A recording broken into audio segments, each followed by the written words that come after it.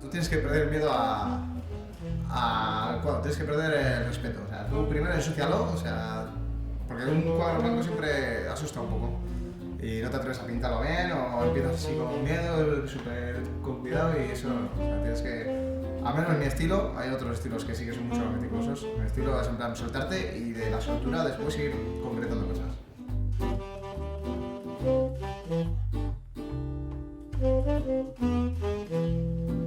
El proceso que sigo es como siempre ir manchando, ir de los tonos medios, así ir haciendo por grupos de manchas y después ir tirando hacia los oscuros, después meter ahí los oscuros así un poco definidos y después ir a los claros, después lo último los blancos.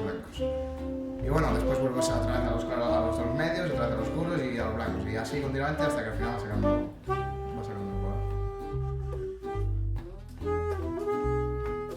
Tú lo metes una pincelada y la pincelada va a estar fresca tranquilamente 2 días, tranquilamente. Y si depende si le echas un aceite o lo que sea, pues te va a aguantar más, o si le echas agua ras te va a aguantar menos, o más bien y tal. Una vez que empiezas a ver más historias, pues ya empiezas a probar con distintas técnicas y como va a ser la pincelada más suelta en cuanto a más fluida, no más suelta, más fluida. O sea, como más larga. O sea, antes era como más a pegotas y pum, pum, pum, y después como más fluida.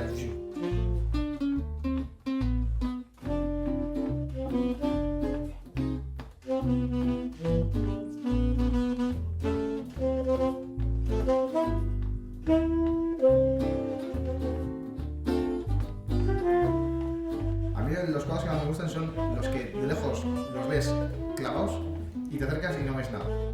Es que hasta los ordenadores lo hacen así, con una foto mítica te acercas y ves que las sombras o las luces, todo, donde tú crees que esto es color carne, ¿sabes? Te acercas y es que aquí hay un verde, hay un píxel verde, aquí hay un píxel rojo, aquí hay un píxel azul y dices que así se hacen las fotos y así lo hacen los cuadros, bueno, ¿sabes?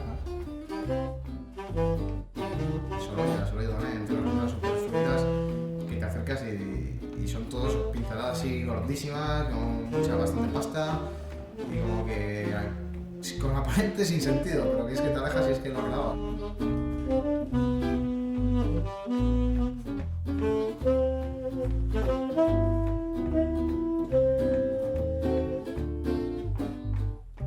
Ningún cuadro de esto está terminado, o sea, eso es un principio que siempre se aprende también, en plan que ningún cuadro va a estar terminado nunca, o sea, las meninas, estoy convencido que Velázquez diría también eso, que no están terminadas, que eso todavía se puede seguir dando, y es verdad, o sea, al final tienes que llegar a un momento y decir, bueno, pues sí, está terminado, pero sabes que tú no te lo creas.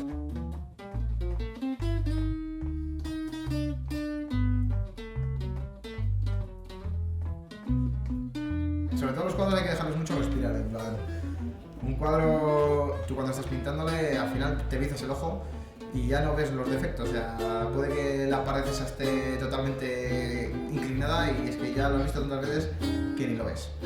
Y es muy bueno dejarlo de vez en cuando así, una temporadita o un mes o lo que sea, te vas por ahí, te dedicas a otros cuadros o lo que quieras. Y entonces cuando vuelves, ya vuelves a ver otra vez, te has olvidado el cuadro y ya vuelves a ver los defectos, pues como si hubiera un tío y te dice, oye, le dices, dame una opinión. Y dices, pues tío, ¿no te das cuenta que esta pared está inclinada? Y dices, oh, hostia, es verdad. Necesitas desviciarlo.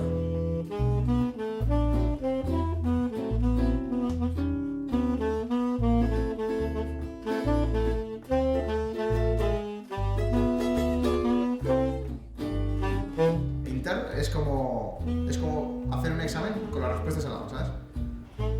O sea, ahí está lo que quieres pintar. O sea, tú lo único que tienes que hacer es mirar y darte cuenta y tener suficiente crítica que si ese, yo qué sé, ahora estoy viendo la casa esa que es negra, el fondo de una vela negra, la veo más gris por ese lado y más oscuro